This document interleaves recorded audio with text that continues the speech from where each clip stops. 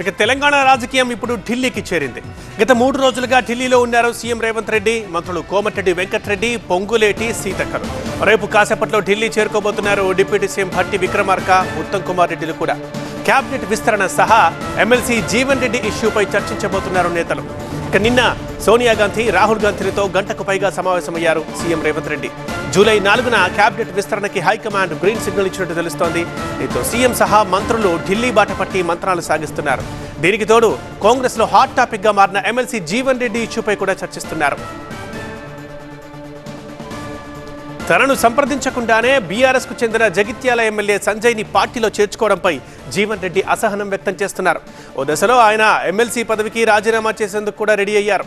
ఢిల్లీలో జీవన్ రెడ్డి పరిణామాలపై ప్రత్యేకంగా చర్చ సాగుతోంది. జీవన్ రెడ్డి ఎపిసోడ్తో పార్టీలోకి కొత్తగా చేరికలపై ఎలాంటి విధానం అనుసరించాలి అనే విషయంలోనూ నేతలు కసరత్తు చేస్తున్నట్లు తెలుస్తోంది.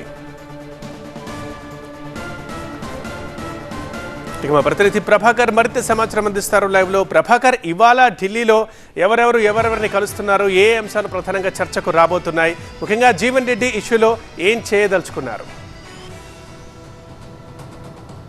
రైట్, స్టేట్ రాజకీయం అంతా కూడా ఢిల్లీకి మారినట్టుగానే తెలుస్తుంది. గత 3 రోజులుగా కూడా సీఎం రేవంత్ రెడ్డి ఢిల్లీలో ఉన్నారు.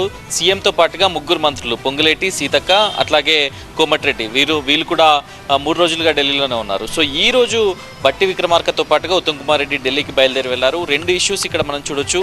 3 రోజులుగా సీఎం రేవంత్ రెడ్డి కేంద్ర మంత్రులను కలిశారు. రాష్ట్రానికి రావాల్సిన నిధులు కానీ మిగతా పెండింగ్ ప్రాజెక్టులకు సంబంధించిన అంశాలపైన చర్చించారు. కాకపోతే జీవన్ రెడ్డి వ్యవహారం ఇప్పుడు వెలుగులోకి రావడం, జీవన్ రెడ్డి వ్యవహారం కాంగ్రెస్ పార్టీలో ఒక పెద్ద రచ్చగా మారడంతో దానికి సంబంధించిన ఇష్యూపై కూడా నిన్నటు డిప్యూటీ సీఎం భట్టి కానీ, శ్రీధర్ బాబు కానీ, లేకపోతే మిగతా మంత్రులు కూడా దీనిపై చర్చించారు. సో దాన్ని ఢిల్లీ స్థాయిలో కూడా ఒకసారి చర్చించాల్సి ఉంది. జీవన్ రెడ్డిని ఎలా అకామిడేట్ చేయాలి అనే దానిపైన జీవన్ రెడ్డి అసంతృప్తితో ఉన్నారు.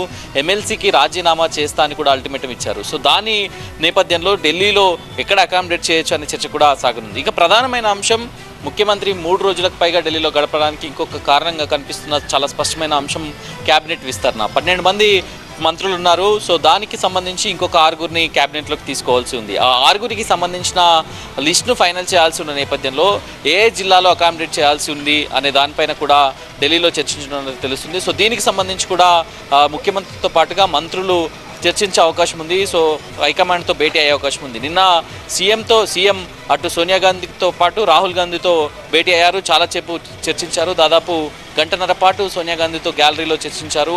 సో దాంతోపాటుగా రాహుల్తో ప్రత్యేకంగా కూడా సమావేశమయ్యారు. సో ఇంకా మిగిలి ఉన్న క్యాబినెట్ బెర్తులను ఖాయం చేయడం, జూలై 4న ముహూర్తం ఖరారైందని చెప్తున్నారు. సో దానికి సంబంధించి ఫైనలైజ్ చేసుకోవడం, ఎవరెవరికి క్యాబినెట్లో చోటు ఇవ్వాలి.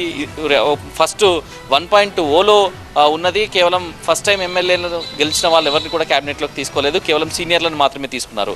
సో ఇప్పుడు జరగబోయే ఎక్స్పాన్షన్కు సంబంధించి ఎక్స్పాన్షన్లో సీనియర్లను తీసుకోవాలా లేకపోతే మిగతా ఎక్కడెక్కడి నుంచి అకామిడేట్ చేయాలనే దానిపైన కూడా చర్చిస్తున్నట్లు తెలుస్తుంది. సో దీనికి సంబంధించి కొన్ని అడ్జస్ట్మెంట్స్ కోసమే భట్టిని అట్లాగే ఉత్తమ్ను కూడా ఢిల్లీకి పిలిచినట్లుగా సమాచారం అందుతుంది. దాంతోపాటుగా జీవన్ రెడ్డి ఇష్యూ కూడా రాష్ట్రంలో కొనసాగుతుంది కాబట్టి దానికి సంబంధించి కూడా ఇక పీసీసీ అంశం కూడా ఢిల్లీలో చర్చ జరుగుతున్నట్టుగా తెలుస్తుంది. పీసీసీకి సంబంధించి రేవంత్ రెడ్డి పదవీకాలం ముగుస్తుంది కాబట్టి సో పీసీసీ అధ్యక్షుని మార్పు కూడా ఉంటుంది అనేది అయితే గత కొంతకాలంగా ప్రచారం జరుగుతున్న నేపథ్యంలో ఈ 3 అంశాల మీద తెలంగాణ రాజకీయం, తెలంగాణ రాష్ట్ర రాజకీయం అంతా కూడా ఢిల్లీకి మారినట్టుగా తెలుస్తుంది.